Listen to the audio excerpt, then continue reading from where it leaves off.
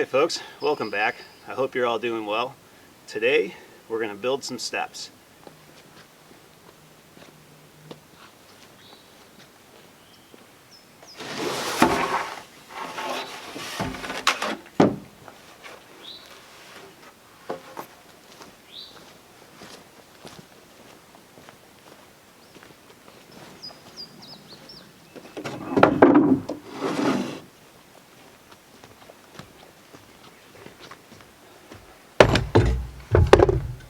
I got a new square because I couldn't see the writing on the old one that my dad gave me, and I was looking at this one and it has like tenths, and we're on imperial here in the States, and that just like, is this something I don't know about? I mean, I can't imagine tenths being useful, but I don't know. We need to figure out our approximate rise and run. This contraption here will let us do it on the hill. It's hard to pick up on the camera, but now you can kind of see how unlevel this ground is. And every inch of ground that I own is like this. Right here, before we get to the slope, it's 38 inches. So what we can do is divide 38 by 7, which is like a pretty comfortable riser height, and see what that gives us. So that's 5.42. So we know we're going to be at least 5 times whatever our tread depth is, but probably more. So let's figure out how far out these will go. Let's do 10 inches. I have 5/4 by 6 boards, which are actually 5.5. So with nosing, a run of 10 inches will be about 2 boards per step. So that's going to give us 5 extra inches of rise. So we're going to do our 38 inches that was right here, plus 5. And we're going to divide that by 7.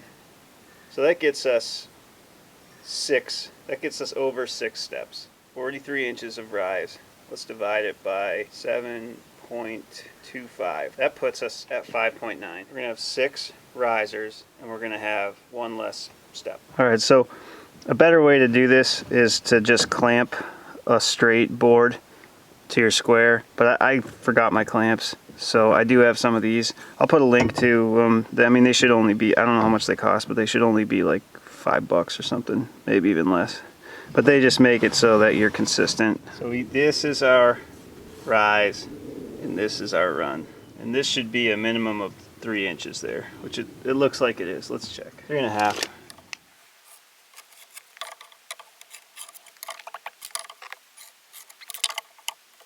.25 times 6 is 43.5. I said about 43. We're going to fill in dirt and move the ground and use rocks as we see fit. So we should be good.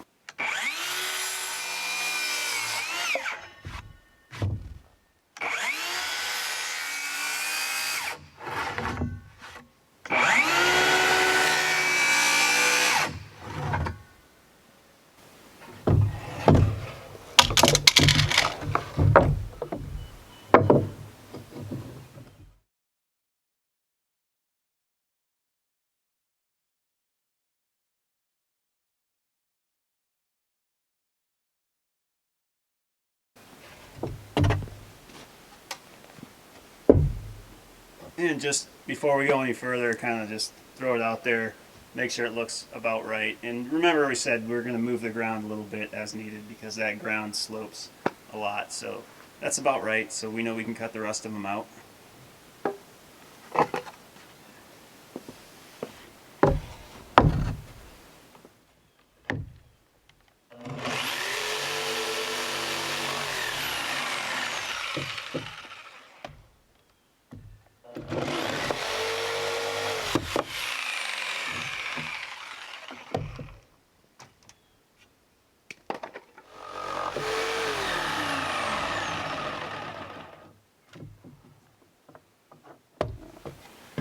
Alright, I'm going to cut 2 more of these off camera.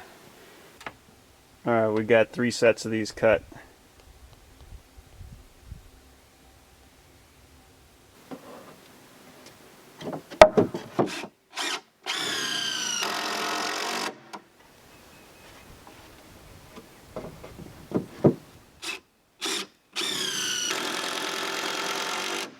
So I made this deck years ago and I never cut this down, which was just stupid, but it's been bothering me long enough.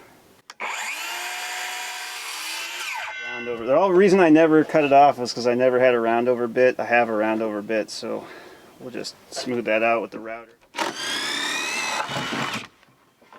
And this will look stupid if it is visible, so we'll cut this.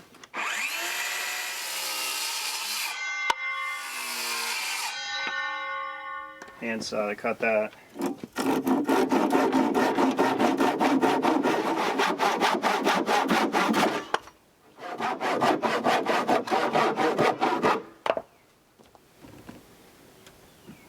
You know, you'd cut the finish amount off of this so that everyone will be consistent. So this line I drew, that's 8 1/4 inches down, because our riser is 7 1/4, and these are 1 inch thick that we're going to put on. So that will make everything 7 1/4.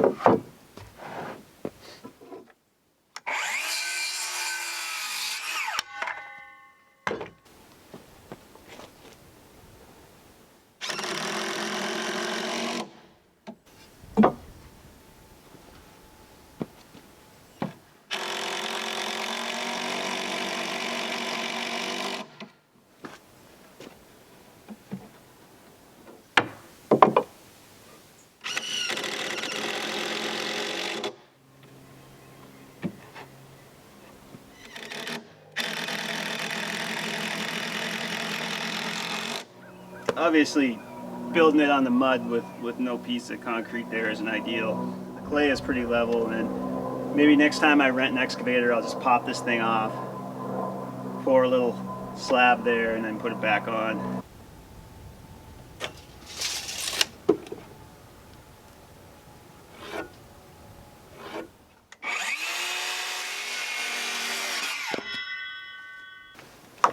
Alright, so we got our trusty Bosch Colt palm router here. I like the Makita better. I'll put a link for both of them.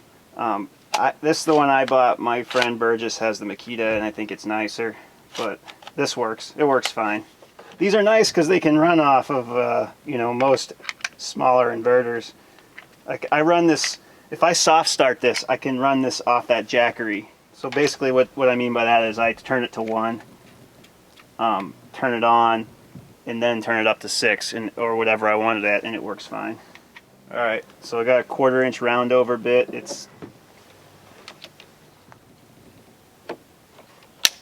Let's just do a test, see how this, let's make sure it's in the frame. Yeah.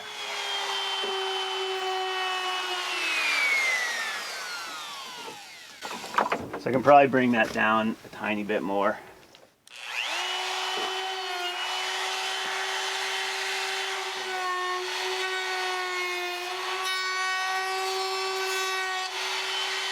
These are my treads. I don't know if the camera will pick it up, but these have a slight crown to them, most of them, and I like to face those up, so I've positioned these all the way that I think the crown is going.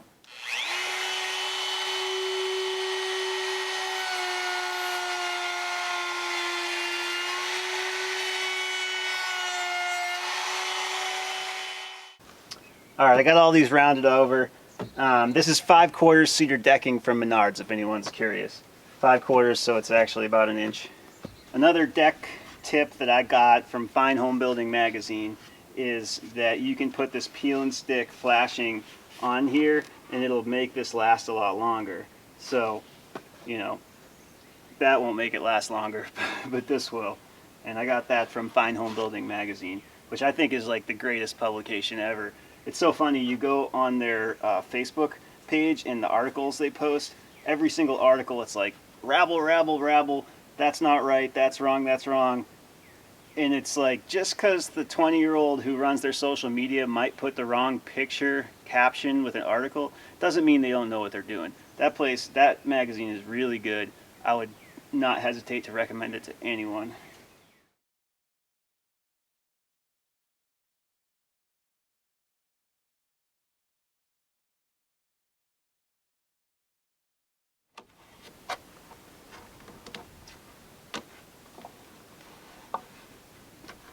Let's put these on.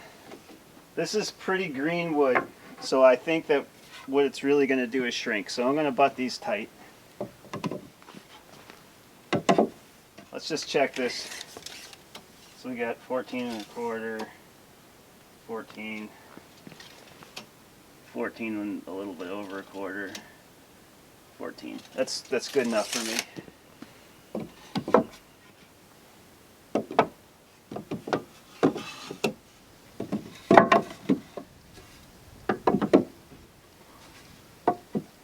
Now, I can't tell if that's lined up, so let's see if it looks lined up. Looks pretty decent. Next challenge, I got a motley assortment of deck screws that are left over. I have a feeling I'm going to run out, but let's see if we can make it through.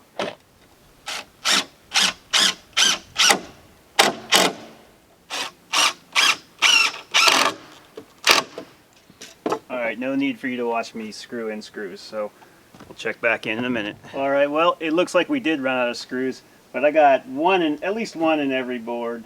Well, I got 2 in every board down the middle and 1 on every board in the side. I've got 4-inch deck screws, but I don't really want to use those for this. So we'll just, whenever I can go to the store again, we'll come back with some more deck screws and finish it up. But I'm pretty happy with this. See if it's level. Yeah, it's pretty level. Could go up a tiny bit on this side here. There's a couple more things I'd like to do. I'd like to come back, take this board here I used out, and kind of dress this up nice with maybe like 2 pieces of this cedar decking or something that'll look nice. And then obviously I'd like to pour a footer down here.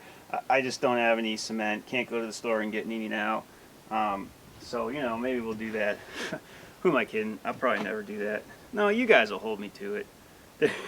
I wouldn't have even built these, but there were some viewers, and I appreciate this, but there were some viewers who are relentless in their lobbying for steps. And kudos to them, because I probably never would have done it without their persistence. So thank you. Let's do the first step up. Yeah, that's convenient. I should have done that a long time ago.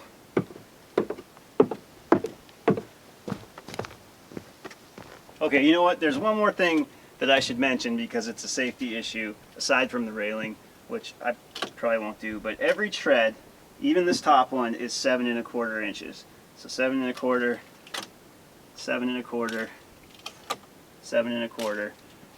And that's important for safety, because it's really easy to trip if your treads are inconsistent. I think code is maybe every single one from the top of the stairs to the bottom has to be within 1/3 of an inch, or it's something like that.